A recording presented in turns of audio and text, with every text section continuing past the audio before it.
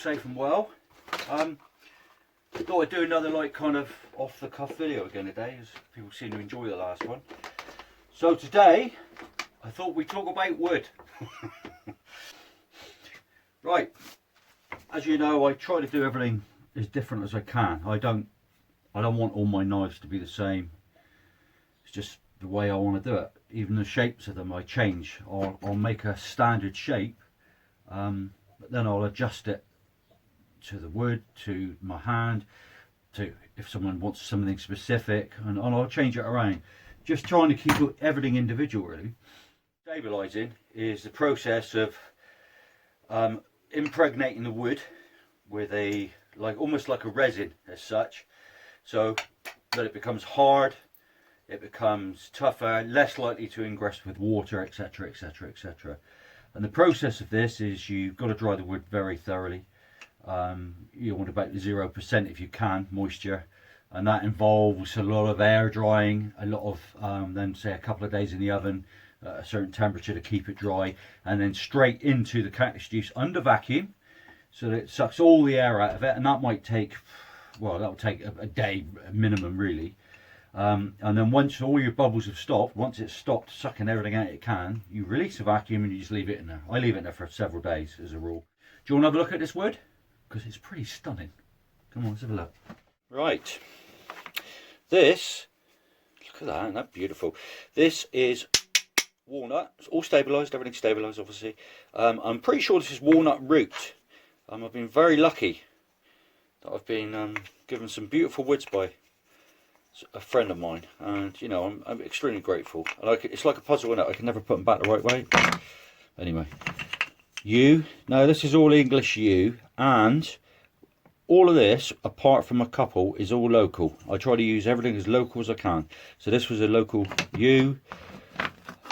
Probably one of my favourite woods. Spalted beech, look. That's beautiful. I mean, this is all stabilised, so, and I'll be cutting these out as such, if you like. Don't forget, all this has got to have liners put on the back and everything yet. Another piece of walnut, and what I love about it, everything's different. You never know what you're going to get. Even with this, you've got an idea what you think it's going to be, but you can never tell. And that's the beauty of this stuff. It's absolutely gorgeous, you know. So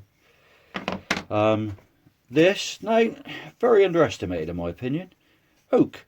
This was from a beam in a local house, old house, that was reclaimed, and this was in where I live, and this is about 400 years old. And you know, I mean, it's got the history. You can still see that. I try to leave the whiter woods in on a lot of them if I can, because I just think it looks beautiful. And don't forget, all these have only been sanded to 36 grit, so you can probably guess what the finished article is going to look like. Now this is a new one for me, laburnum. Now look at that, look at chatoyance. There's a word for you. You know, when you like look through the wood and it all sparkles? Chatoyance. That's really, really nice, isn't it? Okay.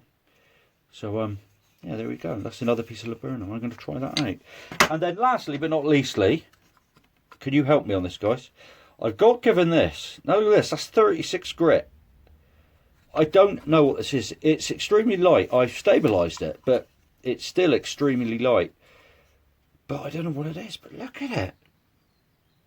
That's going to make a stunning knife. I know it's a foreign knife, sorry, a foreign wood, but I'm not sure what it is. But yeah, so if anyone knows what that is, I did get told, but I forgot. I'd love to know. So there we go. That's your woods. I hope you enjoyed looking at that. You know, like I said, let me know in the comments, because I don't want to be boring people with rubbish videos, but I thought some of you might enjoy it. Now the next process, I've got all my wood sorted out, is to put liners on the back. Now, colours. I use G10 just because it's really good stuff. Normally use 1mm, but it comes in all different shapes and sizes and colours, etc, etc. And then it's just deciding what liners I think are going to complement the wood.